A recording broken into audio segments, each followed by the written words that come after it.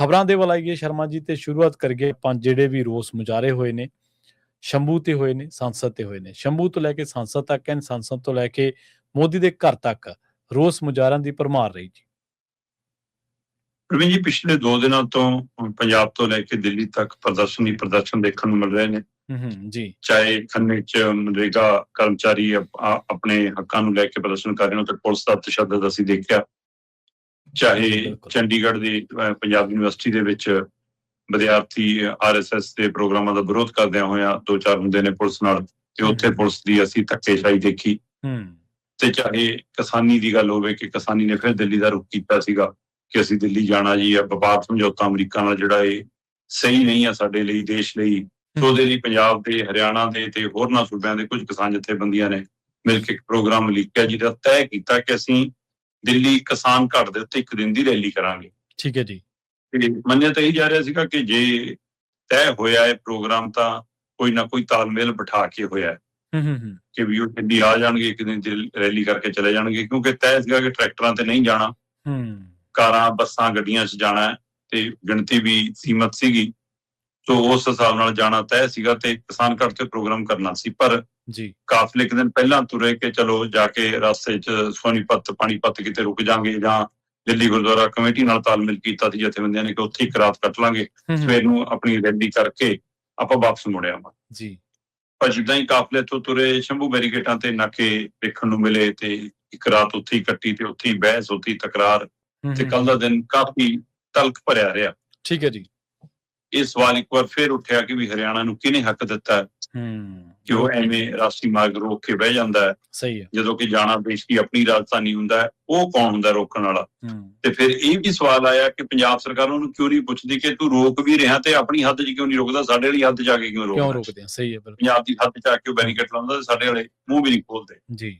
ਫਿਰ ਇਹ ਵੀ ਚਰਚਾ ਤੁਰੀ ਵੀ ਕਿ ਇਹ ਜਾਂਦੇ ਨੇ ਤੇ ਸ਼ੰਭੂ ਤੇ ਮੱਥਾ ਟੇਕ ਕੇ ਮੁੜੇ ਆਉਂਦੇ ਨੇ, ਕਿ ਇਹ ਵਾਰ-ਵਾਰ ਉਸ ਕਿਸਾਨ ਅੰਦੋਲਨ ਦੀ ਜੋ ਚੜ੍ਹ ਸੀ ਉਹਨੂੰ ਖੋਰਾ ਲਾਉਣ ਦਾ ਹੀ ਕੰਮ ਕਰਦੇ ਨੇ, ਕਿ ਏਕਾ ਨਹੀਂ ਹੈਗਾ ਉਹਦਾ ਇਹ ਪ੍ਰਗਟਾਵਾ ਹੈ ਕਿ ਸਾਰੀਆਂ ਜਥੇਬੰਦੀਆਂ ਇਕੱਠੀਆਂ ਨਹੀਂ ਹੈਗੀਆਂ, ਜਾਂ ਮੁੱਦੇ ਦੀ ਗੰਭੀਰਤਾ ਦੀ ਸਮਝ ਨਾ ਹੋਣ ਦੀ ਬਜਾਏ ਸਿਰਫ ਦਿਖਾਵੇ ਦੀ ਰਾਜਨੀਤੀ ਕਰਨ ਲੱਗੀਆਂ ਜਥੇਬੰਦੀਆਂ। ਇਹਦੇ ਉੱਤੇ ਵੀ ਚਰਚਾਵਾਂ ਤੁਰਦੀਆਂ ਨੇ।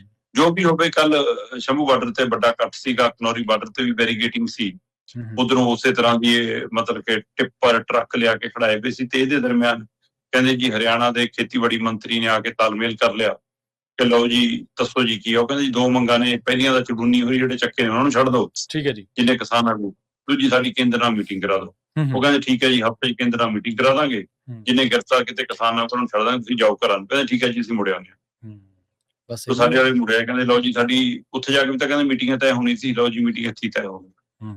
ਸੋ ਪਰ ਇਹਦੀ ਚਰਚਾ 2 ਤਰ੍ਹਾਂ ਦੀ ਹੋਈ ਫਿਰ ਜੀ। ਪਰ ਦੂਸਰੇ ਪਾਸੇ ਜੰਤਰ ਮੰਤਰ ਦੇ ਉੱਤੇ ਜਿਹੜਾ ਪ੍ਰਦਰਸ਼ਨ ਚੱਲ ਰਿਹਾ ਕਾਂਗਰਸ ਜਨਤਾ ਪਾਰਟੀ ਦੀ ਅਗਵਾਈ ਹੇਠ, ਉਹਦੇ ਵਿੱਚ ਪਹਿਲੀ ਰਾਤ ਜਿਵੇਂ ਉਹ ਖਦੇੜ ਦਿੱਤੇ ਗਏ, ਉੱਥੋਂ ਸਟੇਜ ਪੱਟ ਦਿੱਤੀ ਗਈ, ਉਹਨਾਂ ਦੇ ਤੰਬੂ ਚਕਾ ਦਿੱਤੇ ਗਏ, ਦਰੀਆਂ ਇਕੱਠੀਆਂ ਕਰ ਦਿੱਤੀਆਂ। ਉਹਦੇ ਬਾਵਜੂਦ ਵੀ ਬਾਹਰ ਵੱਡੀ ਗਿਣਤੀ 'ਚ ਵਿਦਿਆਰਥੀ ਨੌਜਵਾਨ ਇਕੱਠੇ ਹੁੰਦੇ ਰਹੇ ਤੇ ਆਖਰ ਸਵੇਰ ਤੱਕ ਉਹਨਾਂ ਨੇ ਫਿਰ ਜੰਤਰ ਮੰਤਰ ਤੇ ਆਪਣਾ ਮਜਬਾ ਸਜਾ ਲਿਆ ਤੇ ਮੁੜ ਕੇ ਸਟੇਜ ਲੱਗ ਕੇ ਧਰਨਾ ਫਿਰ ਮੁੜ ਸ਼ੁਰੂ ਹੋ ਗਿਆ। ਉਧਰ ਉਹਨੂੰ ਕਿਹਾ ਜਾ ਰਿਹਾ ਸੀਗਾ ਸਾਨੂੰ ਮੰਗ ਚੁੱਕਣੇ, ਤੁਸੀਂ ਆਪਣੀ ਭੁੱਖ ਹੜਤਾਲ ਤੋਰੋ, ਪਰ ਅਦਾਲਤ ਤੋਂ ਮਤਲਬ ਦਿਸ਼ਾ ਨਿਰਦੇਸ਼ ਆਏ ਵੀ ਕਿ ਉਹ ਜਿਹੜੇ ਹਸਪਤਾਲ ਜਾਣਾ ਚਾਹੁੰਦੇ ਉੱਥੇ ਇਲਾਜ ਕਰਾਓ ਉਹਨਾਂ ਦਾ ਪਹਿਲਾਂ ਤਾਂ, ਤੁਸੀਂ ਉਹਨਾਂ ਨੂੰ ਇੱਥੇ ਯਕੀਨ ਨਹੀਂ ਹੈਗਾ ਤੁਹਾਡੇ ਸਿਸਟਮ ਦੇ ਉੱਤੇ। ਸੋ ਇੱਥੋਂ ਹਿਸਾਬ ਲਾ ਲਓ ਕਿ ਅਜੇ ਤੱਕ ਸਰਕਾਰੀ ਹਸਪਤਾਲਾਂ ਦੇ ਉੱਤੇ ਜਿਹੜੇ ਚਿੰਤਕ ਲੋਕ ਨੇ, ਬੁੱਧੀਜੀਵੀ ਲੋਕ ਨੇ, ਉਹਨਾਂ ਦਾ ਯਕੀਨ ਨਹੀਂ ਬਣ ਰਿਹਾ ਤੇ ਆਮ ਲੋਕ ਵਿਚਾਰੇ ਕੀ ਉੱਥੇ ਖੱਜਲ ਖੁਆਰ ਹੁੰਦੇ ਨੇ, ਇਹਦਾ ਅੰਦਾਜ਼ਾ ਸਾਫ਼ ਲੱਗਦਾ। ਤੇ ਉਹਨਾਂ ਦਾ ਮਰਨ ਵਰਤ ਅਜੇ ਵੀ ਜਾਰੀ ਹੈ। ਸੋ ਇਹ ਪ੍ਰਦਰਸ਼ਨ ਤਾਂ ਚੱਲੇ ਰਹੀ ਸੀ ਕਿ ਸੰਸਦ ਦੇ ਅੰਦਰ ਵੀ ਸਰਕਾਰ ਨੂੰ ਘੇਰਿਆ ਜਾ ਰਿਹਾ ਸੀਗਾ। ਉਹ ਅਮਰੀਕਾ ਡੀਲ ਵਾਲੇ ਮਸਲੇ ਤੇ ਵੀ, ਰਾਮ ਮੰਦਰ ਦੇ ਚੜਾਵੇ ਵਾਲੇ ਮਸਲੇ ਤੇ ਵੀ, ਨੀਟ ਪੇਪਰ ਪ੍ਰੀਖਿਆ ਵਾਲੇ ਮਾਮਲੇ ਤੇ ਵੀ, ਤੇ ਉਹ ਕਾਫੀ ਤਲਖੀ ਭਰਿਆ ਮਾਹੌਲ ਅੰਦਰ ਦੇਖਣ ਨੂੰ ਮਿਲਿਆ। ਪਰ ਸਿਸਟਮ, ਸਰਕਾਰਾਂ, ਸੱਤਾਧਾਰੀ ਧਿਰ ਕਿਸੇ ਵੀ ਲੋਕ ਮੁੱਦੇ ਦੇ ਉੱਤੇ ਚਰਚਾ ਲਈ ਤਿਆਰ ਨਹੀਂ ਜੀ, ਲੋਕ ਮਸਲੇ ਤੇ ਗੱਲ ਕਰਨ ਲਈ ਤਿਆਰ ਨਹੀਂ।